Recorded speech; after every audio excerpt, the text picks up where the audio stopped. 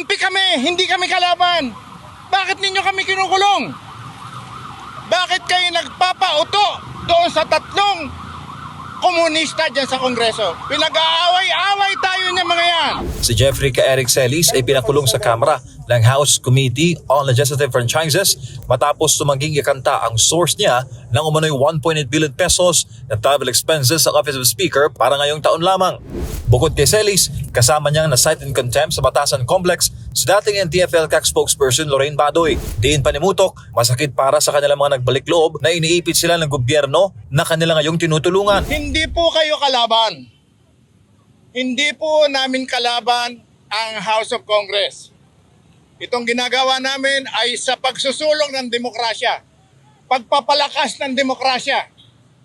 Palayain na po ninyo si Ka Eric at Dr. Lorraine. Ayon naman kay Congressman Gaston Bunting na chairman ng Legislative Franchise Panel, sinabi ni Ka Eric sa kanya kung sino ang sinasabing source sa impormasyon sa Senado. Maniwala kayo, lalaki ito. Baka umabot pa ito sa Malacanang pag hindi kayo nagdesisyon. Magpapasko naman. Wag natin hindi pataasan ng ihito. Wag tayo magkahiyaan dito.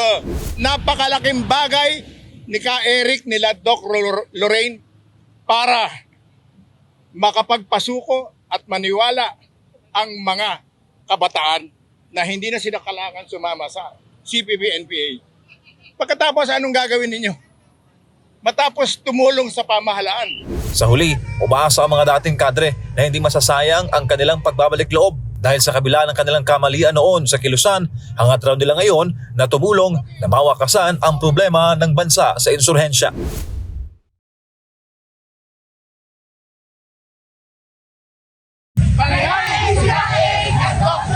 Yan ang sigaw ng mga dating kasapi ng CPP-NPA-NDF matapos ikulong sa Kamara ang isa nilang kasamahan.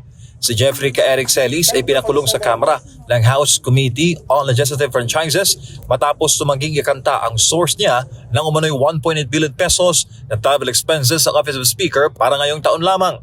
Ayon kay Peter Mutok, hindi sila kalaban ng gobyerno at bakit raw sila ngayon ang iniipit ng Estado. Kakampi kami, hindi kami kalaban. Bakit ninyo kami kinukulong? Bakit kayo nagpapauto doon sa tatlong komunista dyan sa Kongreso? Pinag-aaway-away tayo niya mga yan. Bukod kay Celis, kasama niyang na-cite in contempt sa Batasan Complex si dating NTF-ELCAC spokesperson Lorraine Badoy. Ang dalawa ay host ng programang Laban Kasamang Bayan sa SMNI, isang programang nakalaan sa information dissemination kontra CPP-NPA-NDF. Hindi po kayo kalaban. Hindi po namin kalaban ang House of Congress. Itong ginagawa namin ay sa pagsusulong ng demokrasya, pagpapalakas ng demokrasya. Palayain na po ninyo si Ka Eric at Dr. Lorraine. Diin panimutok, masakit para sa kanilang mga nagbalik loob na iniipit sila ng gobyerno na kanila ngayong tinutulungan. Maniwala kayo, lalaki ito. Baka umabot pa ito sa Malacanang pag hindi kayo nagdesisyon. Magpapasko naman. Wag natin hindi pataasan ng ihito. Wag tayo magkahiyaan dito.